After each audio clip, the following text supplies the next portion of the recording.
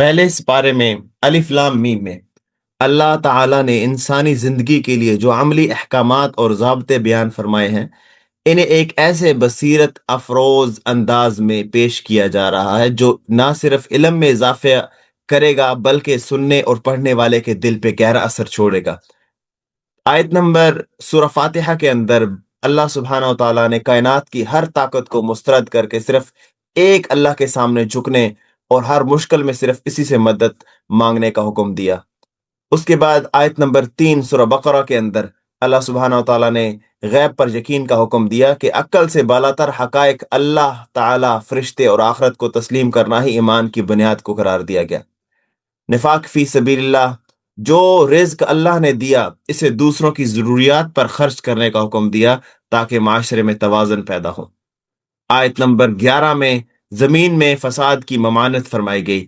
مذہب یا اصلاح کے نام پر زمین میں فتنہ فساد پھیلانے اور منافقت اختیار کرنے سے سختی سے روکا گیا۔ سجدہ تعظیمی و اطاعت، آیت نمبر 37 کے اندر حضرت آدم علیہ السلام کے واقعے سے یہ سبق دیا گیا کہ اللہ کا حکم سامنے آنے کے بعد اپنی عقل یا تکبر جیسے ابلیس نے کیا، اس کو بیچ میں لانا مردود ہونے کا سبب ہے۔ اس کے بعد آیت نمبر 37 میں توبہ کا طریقہ، غلطی ہو جانے پر مایوس ہونے کے بجائے اللہ سے معافی مانگنے اور رجوع کرنے کا حکم دیا گیا۔ آیت نمبر 42 میں حق چھپانے کی ممانعت فرمائی گئی۔ اللہ تعالیٰ نے فرمایا کہ علم رکھنے کے باوجود مفادات کی خاطر حق بات کو چھپانا اور سچ میں جھوٹ کی ملاوٹ نہ کرو۔ اور اس کے بعد آیت نمبر 43 کے اندر اللہ سبحانہ و تعالیٰ نے نماز اور زکوٰۃ کی پابندی، انفرادی اور اصلاح کے لیے نماز اور اجتماعی فلاح کے لیے زکوٰۃ کو لازم قرار دیا گیا۔ آیت نمبر 44 میں سب سے پہلے اپنا احتساب، دوسروں کو نیکی کی تلقین کرنے سے پہلے خود اس پر عمل کرنے کا حکم دیا گیا تاکہ قول و فعل کا تضاد ختم ہو۔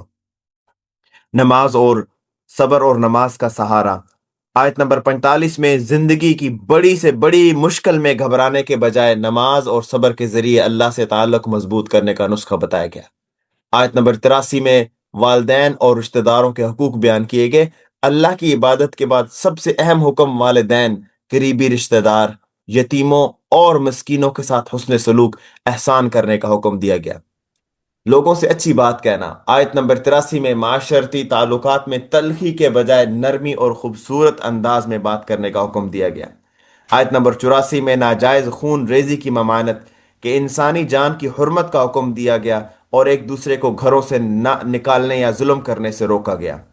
جسمانی اور ذہنی پاکیزگی، آیت نمبر 125 میں کعبہ کی تعمیر کے تذکرے میں یہ پیغام دیا گیا کہ اللہ کے گھر اور اپنے ماحول کو طواف کرنے والوں، عبادت کرنے والوں اور اعتکاف کرنے والوں کے لیے پاک صاف رکھا جائے۔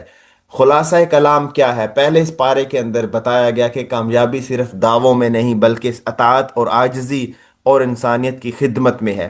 یہ پارہ ہمیں بنی اسرائیل کی غلطیوں سے ڈراتا ہے اور حضرت ابراہیم علیہ السلام کی وفاداری کی مثال دے کر ہمیں ایک امت مسلمہ بننے کی دعوت دیتا ہے۔